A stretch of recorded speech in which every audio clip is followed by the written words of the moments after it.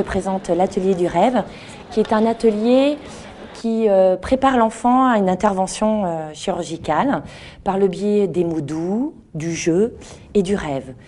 Ça permet de personnaliser les soins pour l'enfant et de le rendre acteur de ces soins. L'enfant prend du pouvoir, mais les parents aussi. On explique à l'enfant, on fait des jeux. Il y a bien sûr la maquette Playmobil pour vérifier la compréhension de l'enfant. On a un scope de transport, comme ça il joue avec la bague, qui est la saturation. On joue avec les gommettes.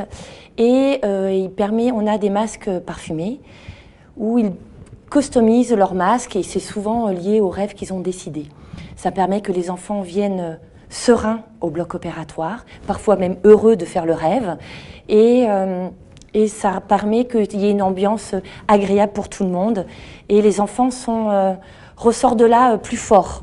C'est donner des outils. Alors forcément, je suis formée à l'hypnose, mais c'est que, voilà, on fait par le biais du mirroring, du yes set, des mots agréables pour l'enfant pour qu'il reprenne du pouvoir, mais aussi qu'il soit dans le jeu et que ça soit ses ressources et son imaginaire. On va vers l'enfant et on crée l'alliance avec lui.